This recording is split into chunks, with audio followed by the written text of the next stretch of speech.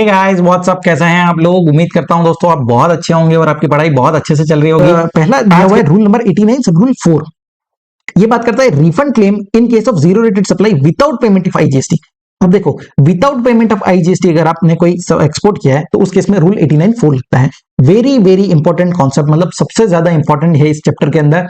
इसके क्वेश्चंस भी बहुत ज्यादा इंपॉर्टेंट है, तो ध्यान से समझना। हम बहुत अच्छे से डिटेल में समझेंगे कि आप जब एक्सपोर्ट कर रहे हो, जीरो रेटेड सप्लाई है आपका और विदाउट पेमेंट ऑफ टैक्स है, मतलब पेमेंट टैक्स का नहीं कर रहे हो, तो उस केस में जो भी आपका इनपुट्स है, जो आपने इनपुट्स पे टैक्स पे किया है, उसका आप आईटीसी यहां पर आपके पास पड़ा होगा अनयूटिलाइज, उसका आप जो है रिफंड ले सकते हो। अब इसके लिए एक फॉर्मूला दिया है। फॉर्मूला अगर नहीं भी समझो, सिर्फ लॉजिक देखोगे ना तो आपको याद हो जाएगा।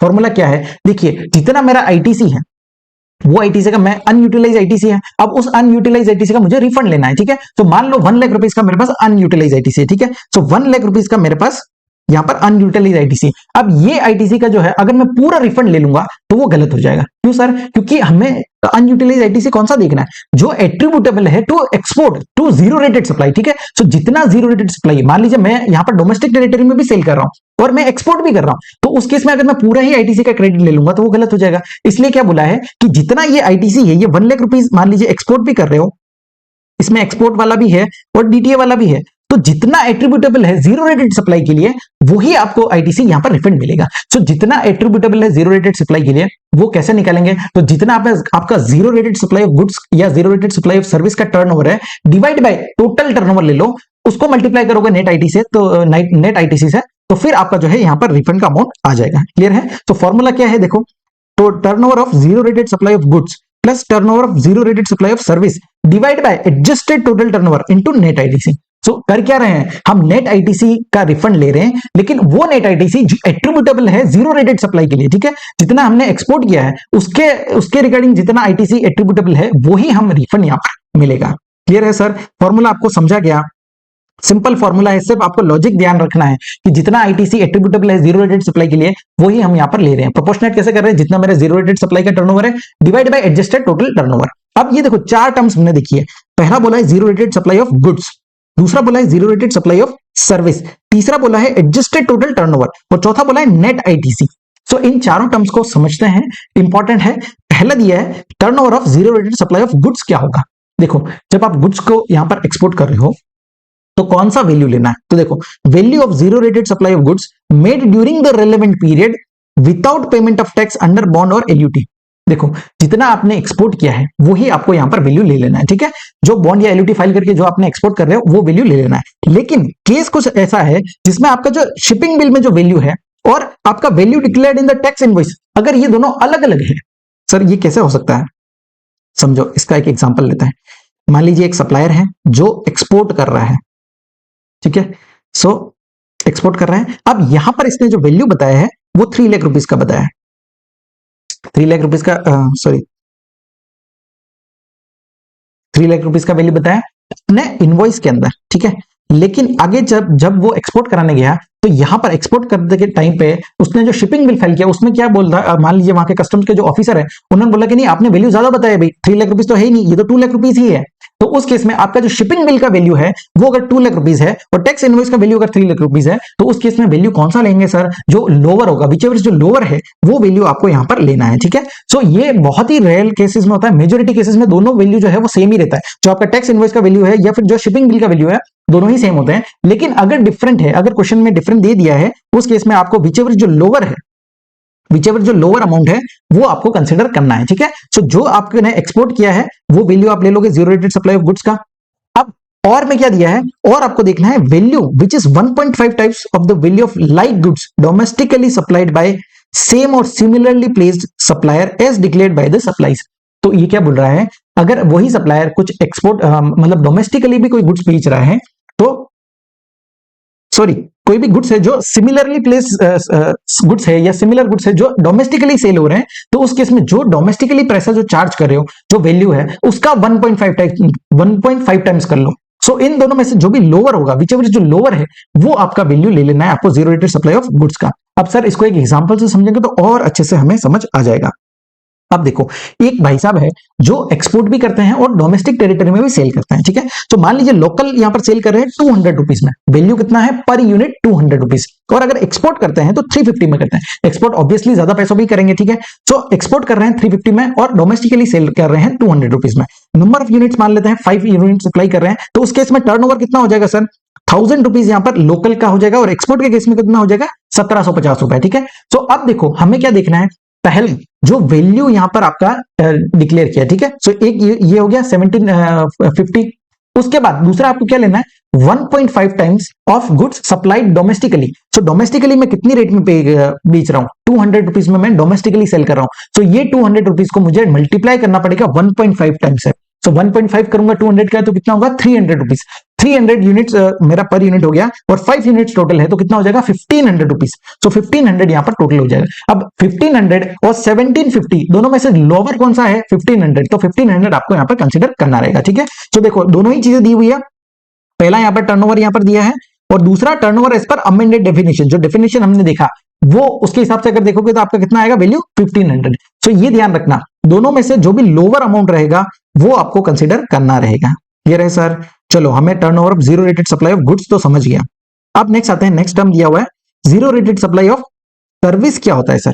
Zero rated supply of service क्या होता है? तो देखो, जब भी हम एक्सपोर्ट कर रहे हैं सर्विस का, तो 5 कंडीशन होती है, उसमें पेमेंट का कंडीशन भी होता है कि आपको पेमेंट रिसीव हो जाना चाहिए। अब मान लो किसी मंथ के अंदर मैंने जो है सर्विसेज जो एक्सपोर्ट की है, सर्विसेज मैंने एक्सपोर्ट किया है, वो सर्विसेज का अमाउंट है मान लीजिए 20 लाख रुपीज, लेकिन मुझे जो पेमेंट रिसीव हुआ है वो पेमेंट 15 लाख रुपीज रिसीव हुआ है। तो उस केस में जो है सर्विसेज के केस में हमेशा पेमेंट को देखा जाता है, ठीक है। सो पेमेंट आपको कंसीडर करना, जो कैलकुलेशन कैसे शुरू करोगे, aggregate of the payment receive during the relevant period, ठीक है। जितना आपको पेमेंट रिसीव हुआ है वो आपको ले लेना है।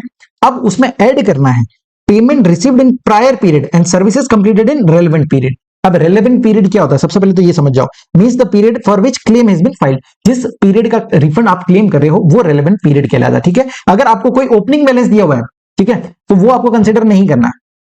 अब देखो, जो आपको पेमेंट मिला है, एग्रीगेट ऑफ पेमेंट आपको ले लेना है, उसमें अगर कोई पेमेंट जो है वो पहले ही मिल गया, प्रायर पीरियड में पेमेंट मिल गया, लेकिन उसका सर्विसेज अभी दिया है, तो वो भी ऐड कर लो। अब उससे एक चीज लेस करना है, लेस क्या करना है कि एडवांस रिसीव हुआ है इन द रेलेवेंट पीरियड, अभी एडवांस रिसीव हुआ है, for which services has not completed, मतलब सर्विसेज अभी नहीं दिया है, सिर्फ एडवांस मिला है, तो उसको लेस करना है, ठीक है। सो इन शॉर्ट, अगर आप ध्यान रखो, आपने को शुरू कहां से करना है, एग्रीगेट पेमेंट से, जितना पेमेंट रिसीव हुआ वो ले लो। अब देखना है कि जहां पर पेमेंट भी आ गया और सर्विसेज भी दे दी, ये दोनों कंडीशंस फुलफिल हो रही है, तो उसको इंक्लूड कर लो, ठीक है। और अगर दोनों में से कोई भी कंडीशन फुलफिल नहीं हुई है तो उसको आपको लेस करना है। सो फर्स्ट कंडीशन में देखो, फर्स्ट कंडीशन में क्या हो रहा है कि हमारा जो पेमेंट है वो भी हमें रिसीव हो गया प्रायर पीरियड में, मतलब पहले ही रिसीव हो गया, तो पेमेंट भी आ गया, और दूसरा सर्विसेज भी कंप्लीट हो गई, दोनों ही कंडीशंस फुलफिल हो गई, तो ऐड कर देंगे। लेकिन सेकंड में क्या हो रहा है, पेमेंट रिसीव हो गया एडवांस में, लेकिन सर्विसेज कंप्लीट नहीं हुई, सर्विसेज कंप्लीट नहीं हुई, तो जिस मंथ में कंप्लीट होगी उस मंथ में हम ऐड करेंगे, है ना। उस मंथ में ये सेकंड वाला, ये फर्स्ट वाला पॉइंट ही बन जाएगा,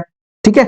ये फर्स्ट वाला पॉइंट ही बन जाएगा कि पैसा पहले ही रिसीव हो गया और सर्विसेज आप कंप्लीट किए, तो जिस मंथ में कंप्लीट करेंगे उसमें ऐड करेंगे। तो अभी हमें क्या देखना है, एग्रीगेट पेमेंट ले लो, प्लस जो आपका पेमेंट रिसीव हुआ है प्रायर पीरियड में, प्लस सर्विसेज इसका करंट पीरियड में जो है रिसीव हुआ, रेलेवेंट पीरियड में अगर आपका कंप्लीट हुआ है सर्विसेज तो उसको ऐड कर दो, और लेस क्या करना है, advance receive in relevant period for which services are not completed. So ये सारी चीजें करोगे तो आपका जो है अमाउंट आ जाएगा zero rated supply of service का, ठीक है। तो दोनों टर्म्स हमने पढ़ ली अभी तक। ये देखो, zero rated supply of goods क्या होता है, zero rated supply of service क्या होता है, क्लियर है। अब आ जाता है नेट आईटीसी। अब देखो नेट आईटीसी क्या है, means ITC availed on input and input services during the relevant period.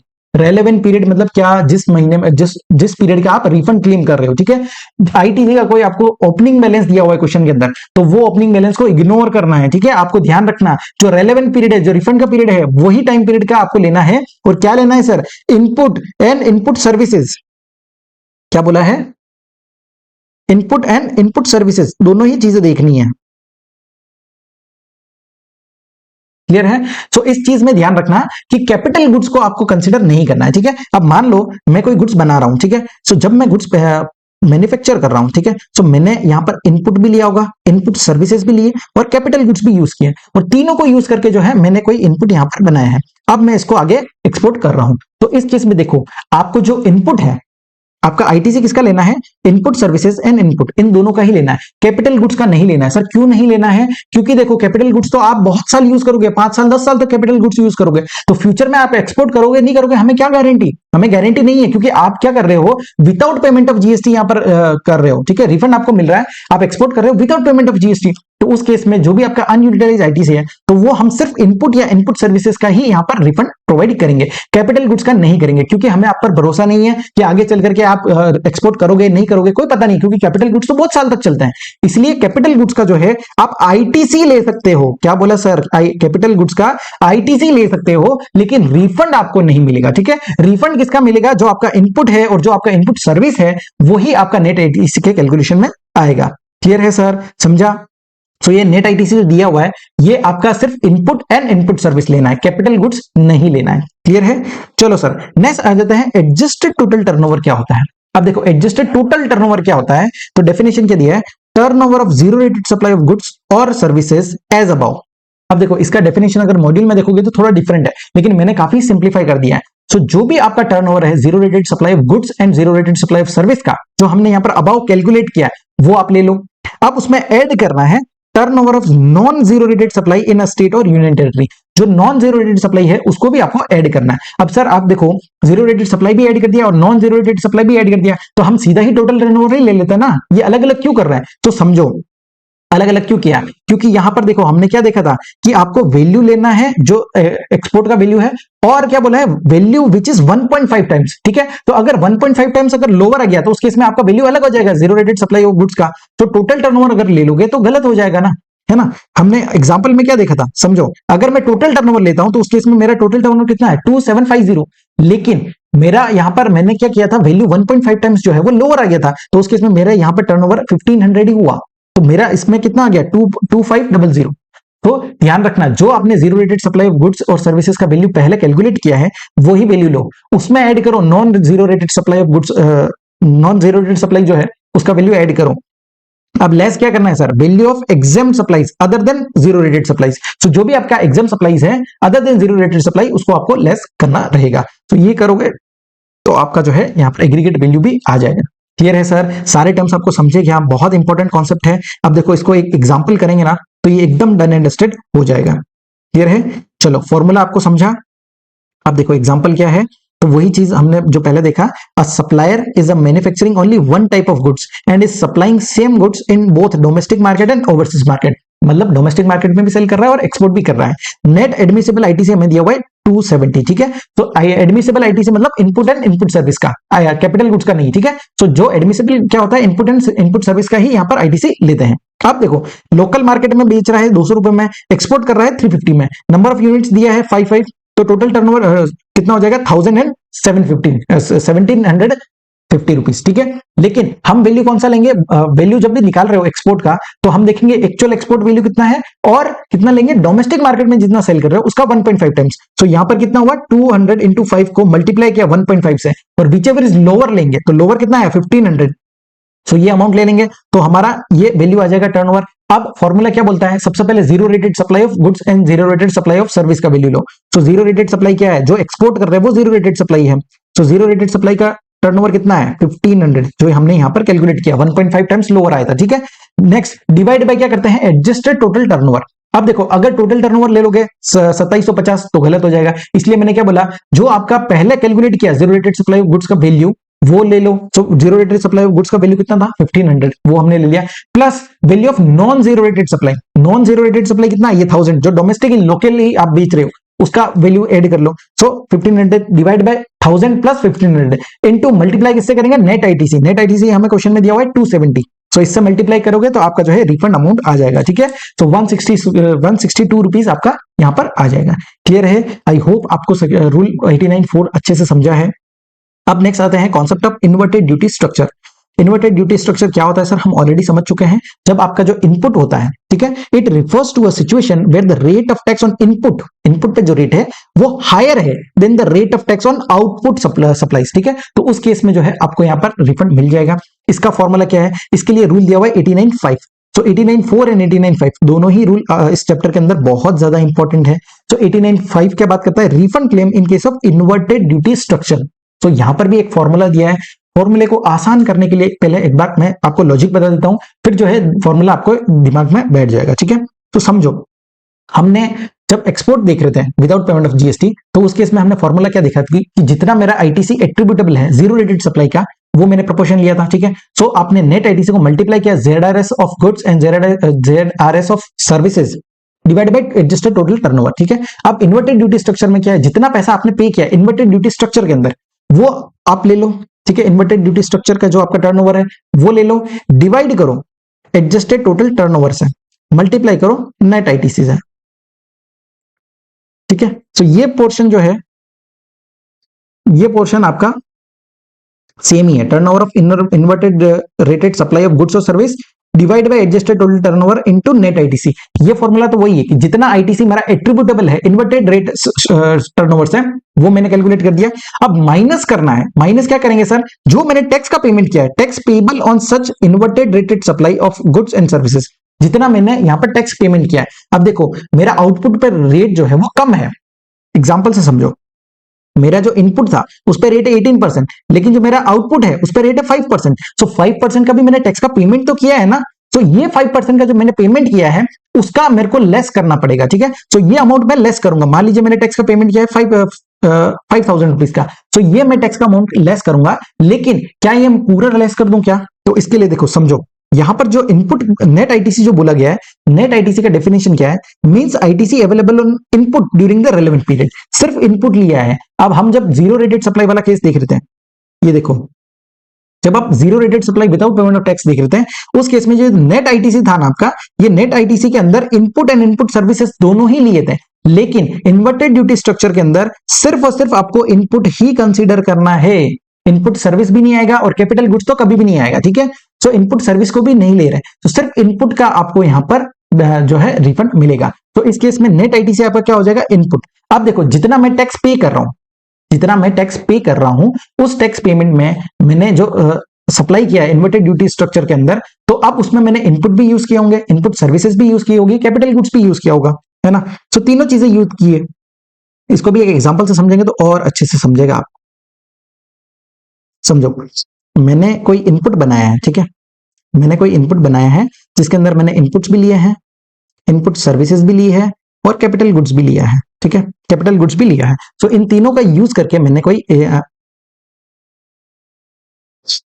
Okay, ये तीनों मैंने इनपुट्स लिए हैं और मैंने एक प्रोडक्ट बनाया है। ठीक है, सो प्रोडक्ट बनाया है, प्रोडक्ट ई।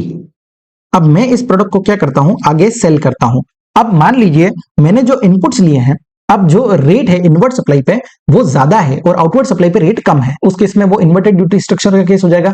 सो अब देखो जितना मैंने टैक्स का पेमेंट किया है, ठीक है, जब मैं यहाँ पर मिस्टर ये प्रोडक्ट ए जो आगे सेल कर रहा हूं, मान लीजिए 5% की रेट पे सेल कर रहा हूं, तो जो मैंने टैक्स का पेमेंट किया होगा, अब ये देखो जब मैं प्रोडक्ट सेल कर रहा हूं आगे, तो उस केस में मैंने इनपुट भी यूज किया है, इनपुट सर्विस भी यूज किया है और कैपिटल गुड्स भी यूज किया है, लेकिन जो मैंने टैक्स का पेमेंट किया है वो मैं लेस कर दूं, सिर्फ वही पैसा लेस कर दूंगा तो वो गलत हो जाएगा। इसलिए मुझे इनपुट एंड इनपुट सर्विसेज दोनों का यहाँ पर प्रोपोर्शन करना पड़ेगा। ठीक है, तो जितना इनपुट के लिए एट्रीब्यूटेबल है, ये देखो नेट टैक्स पेबल, जितना आपका नेट टैक्स पेबल है on such inverted rated supply of goods और सर्विस, मल्टीप्लाई करो नेट आईटीसी से। नेट आईटीसी में क्या आएगा, कौन सी चीज आएगी, सिर्फ इनपुट आएगा, डिवाइड करो ITC available on input and input services. तो जितना इनपुट एंड इनपुट सर्विस है दोनों को डिवाइड करोगे तो आपका प्रोपोर्शनेट अमाउंट आ जाएगा कि कितना पैसा आपने सिर्फ और सिर्फ इनपुट के लिए पे किया है, वो अमाउंट आपका आ जाएगा। क्लियर है? चलो सर, अब इसका एक क्वेश्चन करेंगे तो और अच्छे से हमें समझ जाएगा। ठीक है, इन्वर्टेड ड्यूटी स्ट्रक्चर के कॉन्सेप्ट पे जो है May 23 के अंदर 5 मार्क्स का क्वेश्चन पूछा गया है। बहुत अच्छा क्वेश्चन है, इसको अगर समझ जाओगे तो आपको इन्वर्टेड ड्यूटी स्ट्रक्चर का पूरा केस समझ जाएगा। अब देखो क्वेश्चन क्या बोलता है कि यहाँ पर जनवरी का यहाँ पर डिटेल दिया हुआ है, outward supply of skin care product, outward supply हो रहा है, रेट कितना दिया है सर, 5% का रेट दिया है। ठीक है, और वैल्यू ऑफ सप्लाई कितना है, 50 लाख रुपीज एक्सक्लूडिंग जीएसटी दिया हुआ है। सो मैं यहाँ पर आउटवर्ड सप्लाई कर रहा हूँ 5% पे। नेक्स्ट दिया है outward supply of skin care product, यहाँ पर रेट दिया है 12% का, 50,000 का। ठीक है, next inward supply of inputs for skin care product. अब देखो ये ध्यान रखना है, इनपुट्स इन्वर्टेड ड्यूटी स्ट्रक्चर के केस में सिर्फ इनपुट ही आते हैं अपना आईटीसी में। ठीक है, सो यहां पर कितना रेट है, ये रेट भी 12% हो गया। अब देखो नेक्स्ट दिया input service and capital goods, ये दोनों तो हम कंसीडर ही नहीं करते हैं जब इन्वर्टेड ड्यूटी स्ट्रक्चर का केस होता है, ना इनपुट सर्विस को देखना है ना हमें कैपिटल गुड्स को देखना है, ठीक है। तो सिर्फ हमारा नेट आईटीसी क्या बनता है, जो इनपुट होता है। अब देखो यहां पर मेरा जो रेट है ऑन इनपुट्स, इनपुट पे रेट कितना है सर, इनपुट पे रेट दिया है 12%, लेकिन मेरा जो आउटवर्ड सप्लाई है उस पर रेट कितना है, एक प्रोडक्ट पे 5% है, दूसरा तो 12 है, वो तो बराबर है, लेकिन मेरा इन्वर्टेड रेट में एक प्रोडक्ट आ रहा है, ठीक है, जो मैं 5% के रेट पे दे रहा हूं। तो मेरा इनवर्ट 12% पे है, आउटवर्ड मेरा 5% पे है, तो इन्वर्टेड ड्यूटी स्ट्रक्चर का केस हो गया। अब फॉर्मूला क्या बोलता है सर, तो देखो आपका जो इन्वर्टेड ड्यूटी स्ट्रक्चर का टर्नओवर है, ठीक है, इन्वर्टेड ड्यूटी स्ट्रक्चर का टर्नओवर कितना है सर, हमारा 50 लाख रुपीस। तो ये अमाउंट ले लो, डिवाइड करो adjusted total turnover, total turnover में क्या होता है, जो इन्वर्टेड ड्यूटी स्ट्रक्चर का आपका टर्नओवर है प्लस जो नॉर्मल आपका टर्नओवर है, ठीक है, नॉर्मल कितना है, ये 50,000 वाला, सो 50 लाख प्लस 50,000 तो कितना होता है, 50 लाख 50,000।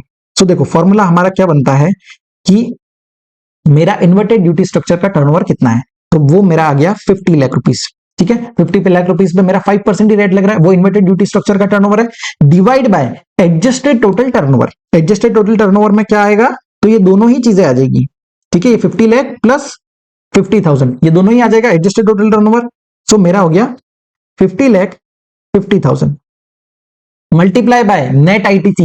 नेट आईटीसी कौन सा लेता हूं सर, मैं सिर्फ इनपुट का नेट आईटीसी लेता हूं, ठीक है। सो इनपुट मेरा कितना है, 35 लाख रुपीस का इनपुट है, और उस पर मेरा आईटीसी कितना होगा, तो मैंने कितना पेमेंट किया है, 12% की रेट है, ठीक है। तो 35 लाख रुपीस पे 12% लगाओगे तो आपका कितना आएगा, 4,20,000। ये देखो 35 लाख रुपए 12% लगाओगे 4,20,000, सो आपका हो जाएगा 4,20,000। इतना आपको समझा। इसमें मैंने क्या किया, इन्वर्टेड ड्यूटी स्ट्रक्चर का टर्नओवर लिया, divide by adjusted total turnover multiply by net ITC. Net ITC में सिर्फ मैंने इनपुट कंसीडर किया, इनपुट सर्विस नहीं लिया, कैपिटल गुड्स नहीं लिया, ठीक है। अब इसमें से माइनस करना पड़ेगा सर, माइनस क्या करेंगे, पहला जितना आपने टैक्स का पेमेंट किया है अंडर इन्वर्टेड ड्यूटी स्ट्रक्चर। अब देखो मेरा जो आउटपुट है, ठीक है, मेरा जो आउटपुट है, आउटपुट पे मेरा रेट कितना है, समझो ये जो मेरा 50 लाख रुपीस का है, इस पे मेरा रेट है 5%, ठीक है। तो इतना मैंने 5% का टैक्स का पेमेंट तो किया है ना, तो ये 50 लाख रुपीस पे 5% आपको कैलकुलेट करना है, क्लियर है। सो 50 लाख का 10% करोगे 5 लाख और 5% करोगे 2,50,000। सो मेरा 2,50,000 का मैंने टैक्स पेमेंट किया है, क्लियर है। अब ये 2,50,000 को मुझे मल्टीप्लाई करना पड़ेगा नेट आईटीसी से। नेट आईटीसी कितना है, 4,20,000 डिवाइड बाय मेरा ITC of input plus input service, input plus input service. So input कितना है, इनपुट का तो हमने देख लिया, ये 35 लाख रुपीस पे 12% लगा के हमने इनपुट तो निकाल लिया, लेकिन इनपुट सर्विस जो है सेकंड वाला केस, सेकंड वाला जो केस है inward supply on input service, ये 5% वाला, तो इस पे भी 5 लाख रुपीस का 5% मुझे निकालना पड़ेगा, ठीक है। सो 5 लाख पे 5% निकालोगे तो 25,000 रुपए आएगा। सो ये 25,000 भी आपको ऐड करना है। सो 4,20,000 प्लस 25,000, सो आ जाएगा आपका 4,45,000। सो इसको आप सॉल्व करोगे तो आपका जो है आंसर यहां पर आ जाएगा। अब देखो इंस्टीट्यूट ने क्या आंसर निकाला है, यहाँ पर फॉर्मूला पहले वही चीजें दी हुई है। अब सबसे पहले आपका 50 लाख ले लिया, इन्वर्टेड ड्यूटी स्ट्रक्चर का turnover divide by adjusted total turnover multiply by net ITC. Net ITC कैसे निकाला सर, जो मेरा यहाँ पर इनपुट का था वही मैंने लिया है। अब माइनस करूंगा जितना मैंने इन्वर्टेड, ये जो 50 लाख का जो टर्नओवर है इस पे जो मैंने 5% का रेट से टैक्स पे किया, तो वो यहाँ पर 2,50,000 लेस होगा। लेकिन क्या पूरा लेस कर दूं क्या, नहीं, इसको भी प्रोपोर्शनेट करना पड़ेगा, क्योंकि हम जो आईटीसी ले रहे हैं नेट आईटीसी वो सिर्फ इनपुट का ले रहे हैं, तो इनपुट का ही ले रहे हैं, तो ये जो टैक्स पेबल है 2,50,000 ये पूरा कैसे ले सकते हैं, इसको भी प्रोपोर्शनेट करना पड़ेगा, कितना एट्रीब्यूटेबल है सिर्फ और सिर्फ इनपुट के लिए। सो इनपुट के लिए कितना एट्रीब्यूटेबल है, तो 4,20,000 का हम यहाँ पर नेट आईटीसी जो इनपुट का है divide by input plus input service दोनों पे जो आईटीसी है, तो वो यहाँ पर 4,45,000। सो ये करोगे तो आपका आंसर आ जाएगा 1,79,887। क्लियर है, आई होप आपको समझा है। बहुत अच्छा कॉन्सेप्ट है ये, May 23 में देखो 5 मार्क्स के लिए पूछा गया एग्जाम है ना, तो अच्छा कॉन्सेप्ट है। चलो सर नेक्स्ट आते हैं, अब एक सर्कुलर दिया है, ये जो 89.5 हमने देखा ना, इसके अंदर सारी जो टर्म्स है वो वही डेफिनेशन रहेगी जो हमने 89.4 में देखी, सिर्फ और सिर्फ नेट आईटीसी का डेफिनेशन बदलेगा। पहले हमने 89.4 के अंदर जो है आपका नेट आईटीसी में इनपुट एंड इनपुट सर्विस दोनों आता है, लेकिन इन्वर्टेड ड्यूटी स्ट्रक्चर के अंदर सिर्फ और सिर्फ आपको इनपुट ही कंसिडर करना रहेगा। क्लियर है, चलो सर नेक्स्ट सर्कुलर क्या बोलता है, where there are multiple input attracting different rates of tax, net ITC covers the ITC available in all inputs in the relevant period irrespective of their rate of tax. अब sir क्या बोला ये समझा नहीं, example देंगे तो ही समझेगा। इस चैप्टर के अंदर जितना एग्जाम्पल देखोगे ना उतना ज्यादा क्लियरिटी मिलेगा। अब देखो हमें चूंकि ये तो पता है कि इन्वर्टेड ड्यूटी स्ट्रक्चर के केस में हम सिर्फ इनपुट का ही यहाँ पर नेट आईटीसी कंसीडर करते हैं, ठीक है। तो मान लीजिए मैंने किसी प्रोडक्ट को बनाने में दो इनपुट यूज किए, एक हो गया मेरा इनपुट ए, एक हो गया मेरा इनपुट बी, ठीक है। सो दो इनपुट्स का मैं इस्तेमाल कर रहा हूं और फिर मेरा प्रोडक्ट बना रहा हूं, और प्रोडक्ट जो बना रहा हूं वो इन्वर्टेड ड्यूटी स्ट्रक्चर के अंदर कवर हो रहा है। तो प्रोडक्ट ए जो है इस पर रेट है 12%, और मेरा जो आउटवर्ड सप्लाई है उसमें मान लेते हैं 5% का रेट है, ठीक है। और प्रोडक्ट बी जो है वो 18% का है, ठीक है। तो अब देखो, सॉरी 18 नहीं, इसको दूसरा ले लेते हैं, ये भी 5% ही है, ठीक है। तो अब क्या हो रहा है, मेरा अगर जो दो इनपुट्स में यूज कर रहा हूं, इसमें एक इनपुट जो है, एक इनपुट तो उसका रेट तो 12% है, ठीक है, उसका रेट तो 12% है। इनपुट का रेट ज्यादा है, आउटवर्ड सप्लाई का रेट कम है, सो ये इन्वर्टेड ड्यूटी स्ट्रक्चर में आ रहा है। लेकिन ये जो दूसरा इनपुट यूज कर रहा हूं ना, ये 5% का रेट ही है, तो इसमें मेरा इनपुट भी 5% पे, जो आउटपुट है वो भी 5% पे, दोनों सेम है। लेकिन फिर भी जब मैं नेट आईटीसी ले रहा हूं तो मुझे इन दोनों ही प्रोडक्ट्स का नेट आईटीसी लेना पड़ेगा। क्लियर है? तो ये ध्यान रखना कि इनपुट्स में दोनों प्रोडक्ट्स आ जाएंगे आपके। अब इसको पढ़ो ध्यान से तो अब आपको समझेगा सर्कुलर क्या बोलता है। Where there are multiple inputs attracting different rate of tax, मतलब मल्टीपल इनपुट्स है और डिफरेंट रेट्स है, तो नेट आईटीसी को कैलकुलेट करते समय covers ITC available on all inputs, जो भी इनपुट्स है सारे ही इनपुट आपको लेने हैं, ठीक है। इनपुट सर्विस नहीं लेना, कैपिटल गुड्स नहीं लेना, लेकिन इनपुट जो है आपको सारे ही यहां पर ले लेंगे इन the relevant period irrespective of their rate of tax. Rate कुछ भी हो, 12 हो, 18 हो, 5% हो, कोई भी हो, आपको जितने इनपुट है सबका आपको आईटीसी यहां पर ले लेना है। क्लियर है? चलो सर, ऐसा नहीं है कि सिर्फ जो ज्यादा है वही रेट, वो उसी का आईटीसी लोगे, ऐसा नहीं है। जो किसी का रेट ज्यादा है, किसी का कम है, कोई भी रेट हो, आपको इनपुट सारे ही यहां पर ले लेने हैं, ठीक है। चलो सर, नेक्स्ट सर्कुलर क्या बोलता है, refund of accumulated ITC on account of reduction in GST rate of goods is not available. अब देखो क्या है, मान लीजिए एक एग्जांपल भी मैंने यहां पर दिया हुआ है, मान लीजिए एक प्रोडक्ट है एक्स, ठीक है, जिस पर रेट दिया हुआ है 18% का, लेकिन सब्सिक्वेंटली क्या होता है, the rate of GST on X has been reduced to 12%। तो पहले रेट था 18%, अब रिड्यूस होकर कितना हो गया, 12%।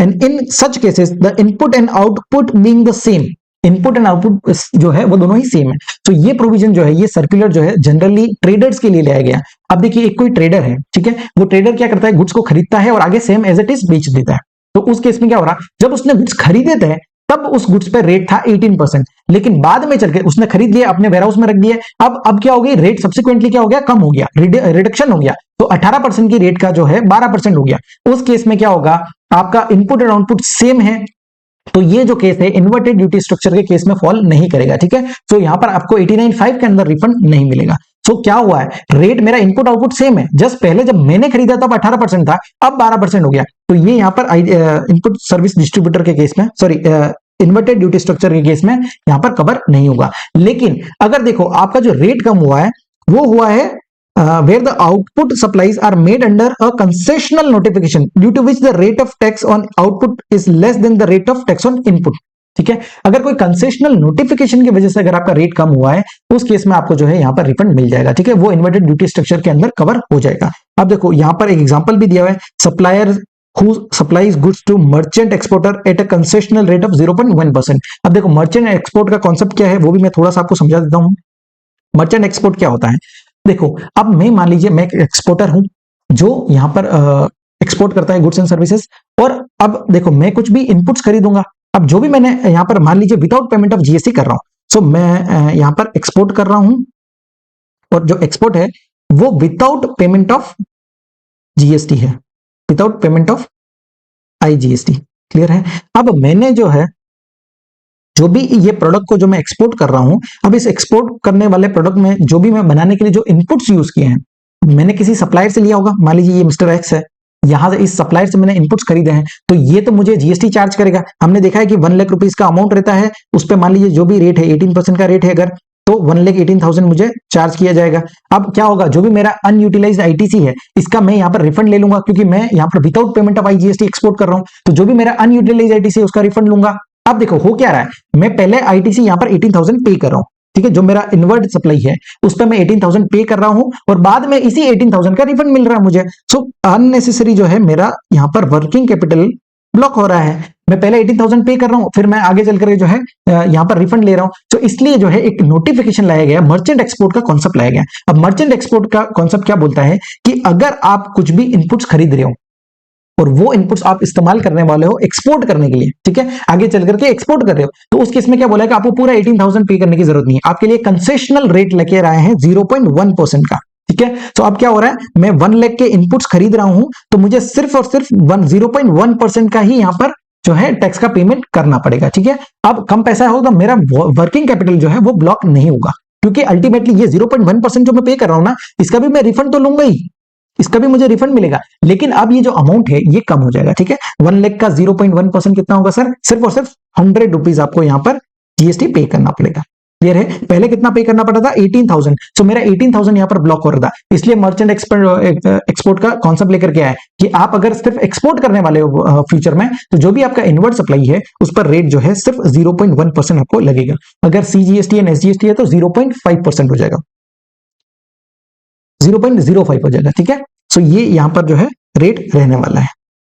चलो सर नेक्स्ट आ जाते हैं clarification on term of input. अब देखो हमने देखा है कि इन्वर्टेड ड्यूटी स्ट्रक्चर के केस में सिर्फ इनपुट का ही आपको क्रेडिट लेना होता है, नेट आईटीसी में वही कंसिडर करना होता है। So the GST paid on inward supplies of stores and spares, packing material etcetera shall be available as ITC as long as these inputs are used for the purpose of business. और अगर वो आपने taxable supplies के लिए use किया है तो उस केस में stores, spares and packing material जो है उसका भी जो आपका इनपुट है वो भी आपके नेट आईटीसी में कवर हो जाएगा। क्लियर है सर। चलो नेक्स्ट आते हैं